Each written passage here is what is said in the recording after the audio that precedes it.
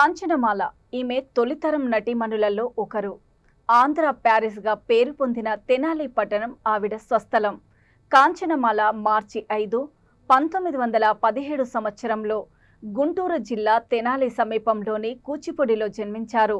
ఈమె జనవరి 24, 1981 సంవత్సరంలో మద్రాసులో మరణించారు. చిన్నాన్న దగ్గర సంగీతం నేర్చుకున్న కాంచనమాల ఓ చిన్న పాత్ర ద్వారా సినిమాలో ప్రవేశించారు.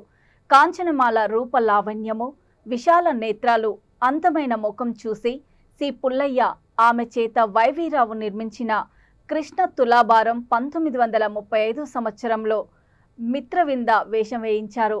ఆ సినిమాలో తన అందంతో అందరి చూపులను తన వైపుకు తిప్పుకున్నారు ఈమె. ఆ తర్వాత చిత్రం వీరాభిమన్యు 1936 సంవత్సరంలోనే ఆమె కథానాయిక స్థానం దక్కించుకున్నారు. ఆ తర్వాత వరుసగా విప్రనారాయణ 1937 సంవత్సరంలో, మాలపిల్ల, వందే మాతరము, మల్లి పెళ్లి, ఇల్లాలు, మైరావణ, బాలనాగమ్మ 1942 సంవత్సరంలో వంటి సినిమాలలో కథానాయిక పాత్రలు పోషించారు.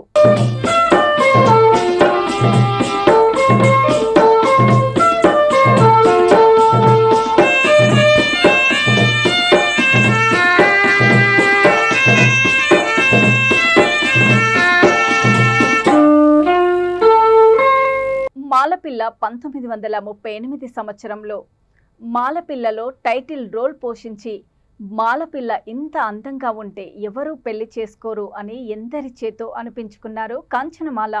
ఆ సమయంలోనే గృహలక్ష్మిలో వ్యభిచారిణి పాత్ర ధరించిన ఈమె విమర్శకుల మన్ననలు కూడా అందుకుంది. ఆ తర్వాత వచ్చిన వందే మాతరం సినిమాలో ఈమె చిత్తూరు నాగయ్య గారి సరసన నటించారు. అది నాగయ్య గారి 2వ సినిమా. ఈ చిత్రం ద్వారా నాగయ్య గారు, కాంచనమాల గారు ఇద్దరు పేరు తెచ్చుకున్నారు.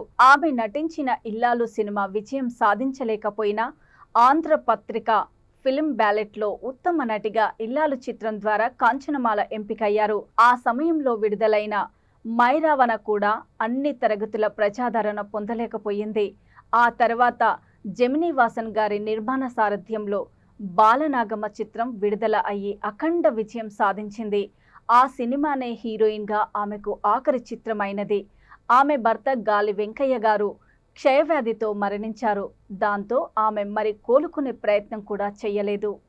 ఆమె చివరి చిత్రం నర్తనశాల 1940లో ఆంధ్ర ప్యారిస్గా పేరుగాంచిన ఆమె స్వంత ఊరు తెనాలిలో శాంతి భవనం అనే ఓ భవంతిని ఎంతో ఇష్టంగా నిర్మించుకున్నారు కాంచనమాల. 1975లో ప్రపంచ తెలుగు మహాసభల్లో ఘన సత్కారం పొందినారు.